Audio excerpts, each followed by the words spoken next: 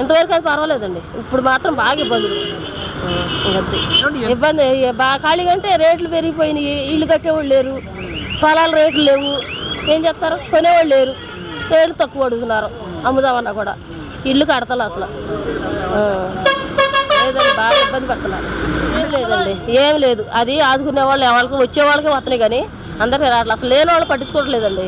బాగా ఇబ్బంది పడిపోతున్నాం మేము. ఇప్పుడు మా ఆయన రాడిపోయిన 10 మంది చెవించాడు, 10 మందిని బతికిచ్చాం మేము. ఆయనకి అసలు ఆ కూలి కానీ కూలి దొరుకుతుంది ఆడ ఎక్కడైనా, విజయవాడ ఏంటి, నొన్న ఏంటి, ఎక్కడికి వెళ్ళి కూలిపోలేదు. పని చేసి కూడా బతుకుతానికి అవకాశం లేదు అసలు. అట్ట బతకాలి మరి, ఎవరిని అడగాలి? రేట్లు పెరిగిపోయినాయి, ఏం కొంటాకి లేదు. ఈసారి మాత్రం కష్టమే ఈసారి మాత్రం. ఎందుకంటే పూర్తి లేని వాళ్ళు కూడా చూసుకుంటే ఇప్పుడు 45 సంవత్సరాల వాళ్ళకి ఎందుకు కష్టపడుకుంటారు? వాళ్ళు కూడా పొలాలు ఉన్నాయి, వాళ్ళకి కూడా ఏమి లేని వాళ్ళు చూడండి న్యాయంగా, ఎందుకు అనవసరంగా